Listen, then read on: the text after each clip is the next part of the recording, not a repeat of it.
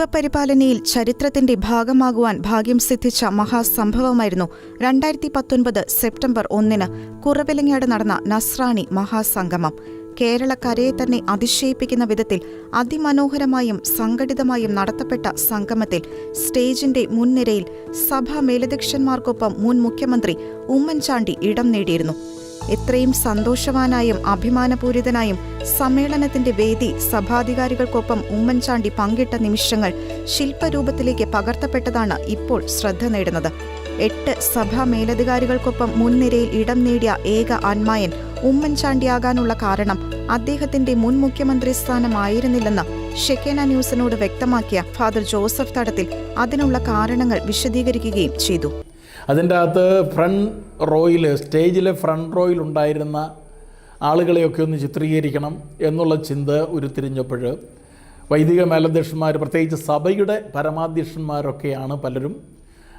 അപ്പോൾ അവിടെ ഉണ്ടായിരുന്ന ഫ്രണ്ട് റോയിലുണ്ടായിരുന്ന ഏക അൽമായന് പ്രിയപ്പെട്ട ഉമ്മൻചാണ്ടി സാറായിരുന്നു. ഉമ്മൻചാണ്ടി സാറിനെ ഞങ്ങൾ ഈ സമ്മേളനത്തിലേക്ക് വിളിക്കുവാനുള്ള കാരണം അദ്ദേഹം മുൻ മുഖ്യമന്ത്രി ആയിരുന്നു എന്നുള്ളത് കൊണ്ടായിരുന്നില്ല, മറിച്ച് അദ്ദേഹം കുറവലങ്ങാട് നസ്രാണി സമൂഹത്തിൻ്റെ ആദ്യകാലത്തെ കുടുംബങ്ങൾ എന്നറിയപ്പെടുന്ന പകലോമറ്റം, ശങ്കരപുരി, കള്ളി, കാളികാവ് ഈ കുടുംബങ്ങളിലെ പകലോമറ്റം കുടുംബത്തിൻ്റെ ഉപശാഖയിൽപ്പെട്ട ആൾ ആണ് എന്നുള്ളതാണ്. അദ്ദേഹം ഈ പകലോമറ്റം കുടുംബത്തിൻ്റെ ചില സമ്മേളനങ്ങളിൽ പങ്കെടുക്കുവാൻ ഞാനിവിടെ ഉണ്ടായിരുന്ന കാലത്ത് തന്നെ ഇതിനു മുമ്പേ അവിടുത്തെ പാരിഷ് ഹാളിൽ എത്തുകയുണ്ടായി. അതോടൊപ്പം തന്നെ കരുണയുടെ വർഷത്തിൽ ഞങ്ങൾ ദേവാലയം ഒരു വർഷം മുഴുവൻ രാത്രിയും പകലും തുറന്നിട്ട് പ്രാർത്ഥിച്ചപ്പോൾ ഒരിക്കൽ അദ്ദേഹം അവിടെ പകൽ വന്ന കൂട്ടത്തിൽ ആ ദേവാലയം സന്ദർശിച്ച് പ്രാർത്ഥിക്കുകയുണ്ടായി. പല കാര്യങ്ങളിലും അദ്ദേഹത്തിന് അത് വലിയ താല്പര്യവും ആഭിമുഖ്യവുമുള്ള ഒരു സ്ഥലമായിട്ട് ഞങ്ങൾക്കും ബോധ്യപ്പെട്ടിരുന്നു. അങ്ങനെയാണ് ഞങ്ങൾ അദ്ദേഹത്തെ വിളിച്ചതും അദ്ദേഹം വളരെ സന്തോഷത്തോടെ അത് സ്വീകരിച്ചതും. അങ്ങനെ ആ നമ്മളുടെ ശില്പം രൂപീകരിക്കപ്പെട്ടപ്പോൾ, അല്ലെങ്കിൽ കൊത്തുപണി നമ്മൾ രൂപപ്പെടുത്തിയെടുത്തപ്പോൾ ഉമ്മൻചാണ്ടി സാർ അതിനാൽ തന്നെ ആ സ്റ്റേജിൻ്റെ ഫ്രണ്ട് റോയിലുണ്ടായിരുന്ന പ്രധാന വ്യക്തികളിൽ ഒരാളെന്ന നിലയിൽ, പ്രത്യേകിച്ച് ഒരു അൽമായ പ്രമുഖൻ എന്ന നിലയിൽ ഞാൻ എപ്പോഴും അവിടെ ആ ചിത്രത്തിൻ്റെ അവിഭാജ്യ ഘടകമായി മാറി എന്നുള്ളതാണ് സത്യം.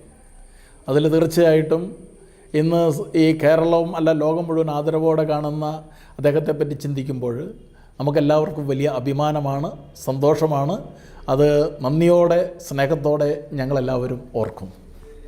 സഭാസ്നേഹത്തിന്റെ പുത്തൻ അധ്യായവും സഭയ്ക്ക് ആഹ്വാനവും മുഴക്കി മരിയൻ പ്രത്യക്ഷീകരണ കേന്ദ്രവും നസ്രാണി തറവാടുമായ കുറവിലങ്ങാട് നസ്രാണികൾ സംഗമിച്ചപ്പോൾ അത് അപൂർവതയുടെയും അതിലേറെ ഒരുമയുടെയും പ്രകടന വേദിയാകുകയായിരുന്നു. മാർത്തോമ പാരമ്പര്യമുള്ള സഭകളിലെ 23 സഭാധ്യക്ഷന്മാരും 10,000-കണക്കിന് വിശ്വാസികളും സംഗമത്തിന്റെ ഭാഗമായതിന് സാക്ഷ്യം വഹിക്കാൻ ജനപ്രിയ നേതാവ് ഉമ്മൻചാണ്ടിയും സന്നിഹിതനായിരുന്നു എന്നത് കേരള സഭയ്ക്ക് അഭിമാനിക്കാവുന്ന കാര്യമാണ്. 1653 കൂനൻ കുരിശ് സത്യം കഴിഞ്ഞ് ആദ്യമായി മാർത്തോമ നസ്രാണികൾ ഒരേ കുടക്കീഴിൽ ഒന്നിച്ച നിമിഷങ്ങൾ കേരള സഭാ ചരിത്രത്തിൽ നാഴികക്കല്ലായി മാറിയവയായിരുന്നു.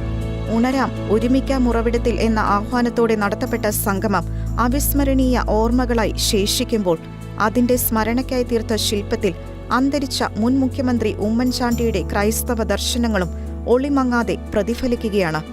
പ്രാധാന്യമുള്ള ഈ കൂട്ടായ്മയിൽ പങ്കാളിയാകാൻ സാധിച്ചതിൽ എനിക്ക് വളരെയേറെ സന്തോഷം. മാർത്തോമാ ശ്ലീഹായുടെ പാരമ്പര്യമുള്ള ക്രൈസ്തവ സഭയ്ക്കും ക്രൈസ്തവർക്കും ഏറെ അഭിമാനകരവും ആഹ്ലാദകരവുമായ ഒരു സംഭവമാണിത്. ഐക്യത്തിൻ്റെയും യോജിപ്പിൻ്റെയും മഹാസന്ദേശം നൽകുന്ന ഇത്തരമൊരു ചടങ്ങ് എന്തുകൊണ്ടും സ്വാഗതാർഹമാണ്. കേരളത്തിൻ്റെ വിവിധ ഭാഗങ്ങളിൽ നിന്നും ലോകത്തിൻ്റെ വിവിധ ഭാഗങ്ങളിൽ നിന്നും ഇവിടെ എത്തിയ 15,000 പ്രതിനിധികൾ ആവേശകരമായ ഒരു കാഴ്ച കൂടിയാണ്.